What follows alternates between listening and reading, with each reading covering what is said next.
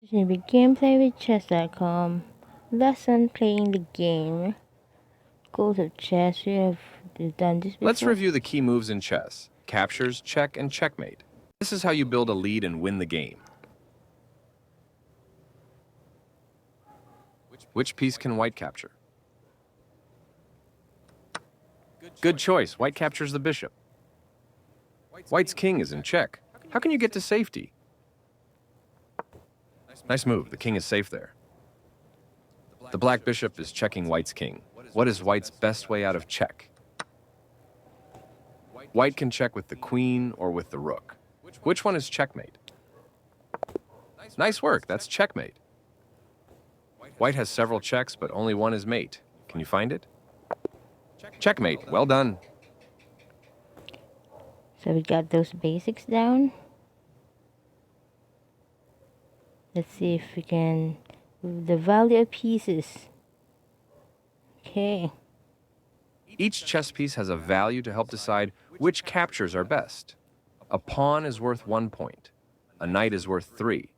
A bishop is also worth 3. A rook is worth 5. The queen is worth 9. And the king is worth the whole game. Okay. Let's practice capturing the most valuable pieces. Your rook can capture the black queen, 9 points, or the black bishop, 3 points. Which captures best? Good choice. The queen is definitely worth more than the bishop. Would you like to capture the knight, 3 points, or the rook, 5 points? That's a great move.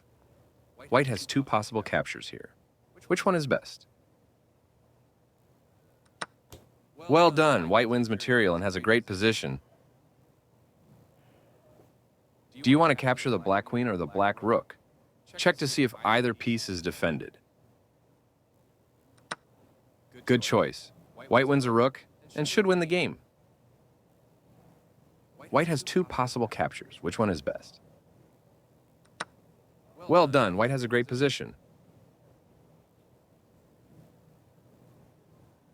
In chess, you are constantly capturing pieces and making trades on the chessboard. But how do you know if you should capture or trade? Obviously, the queen is the most valuable piece, but what about the other pieces? Fortunately, there is an easy way to evaluate trades based on a numerical value for the pieces. Let's take a look. Each pawn is worth 1.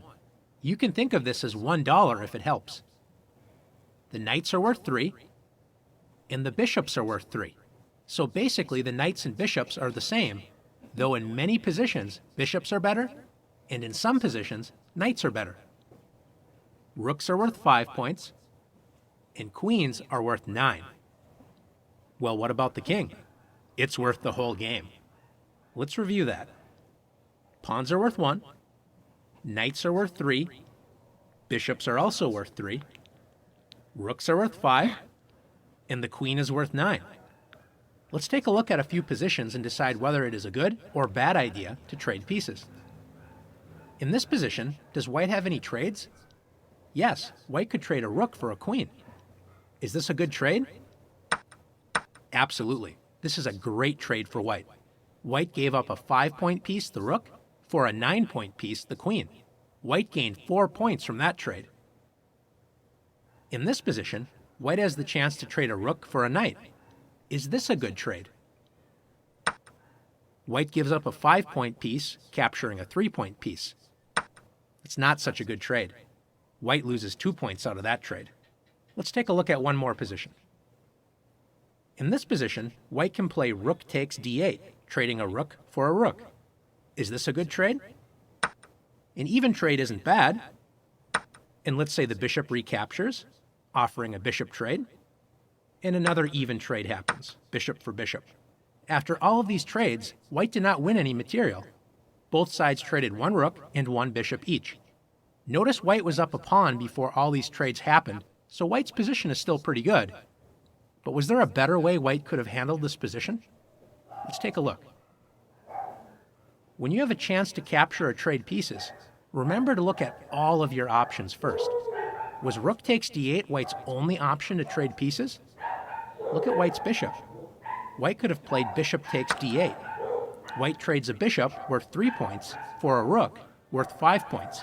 Remember, it is usually a good idea to capture with your least valuable piece first. Let's say black recaptures with the rook. White now has the chance to trade rooks, 5 points for 5 points. Is this a good trade for white? You might think it's just even, but remember this idea. When you are ahead in material, it's good to trade pieces. When you are behind in material, you should avoid trades and keep the position complicated.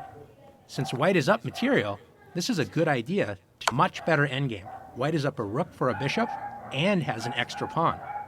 Now that you've learned the value of the pieces, let's see if you can use these values to decide whether or not to trade pieces.